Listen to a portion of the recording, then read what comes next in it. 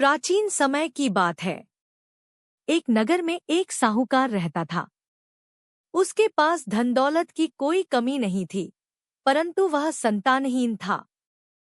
संतान न होने के कारण वह और उसकी पत्नी बहुत दुखी रहते थे।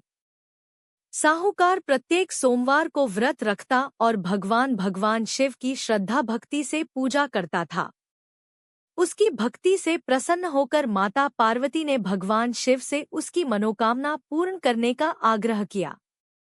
भगवान शिव बोले, इस संसार में हर प्राणी को अपने कर्मों का फल भोगना पड़ता है, फिर भी मैं इसकी भक्ति से प्रसन्न होकर इसे पुत्र प्राप्ति का वरदान देता हूँ, लेकिन इसकी आयु केवल 12 वर्ष होगी।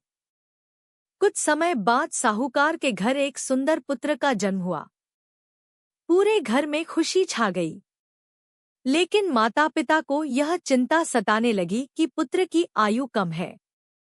जब बालक 11 वर्ष का हुआ तो उसके माता पिता ने उसे शिक्षा के लिए काशी भेज दिया।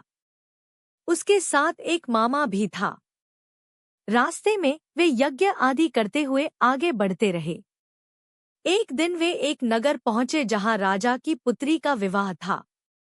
वर पक्ष का दूल्हा एक आंख से अंधा था।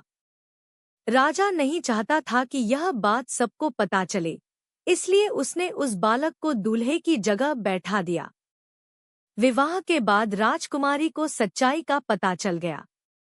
उसने बालक की सच्चाई और ईमानदारी देखकर उसे अपना पति मान लिया।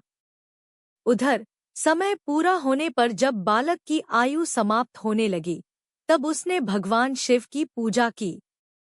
उसकी भक्ति से प्रसन्न होकर भगवान शिव ने उसे दीर्घायु का वरदान दे दिया। कुछ समय बाद वह अपने माता पिता के पास लौट आया। उसे जीवित देखकर सभी बहुत प्रसन्न हुए। कथा से शिक्षा: सच्ची भक्ति कभी व्यर्थ नहीं जाती। भगवान शिव अपने भक्तों की हर इच्छा पूरी करते हैं। सोमवार का व्रत करने से मनोकामना पूरी होती है।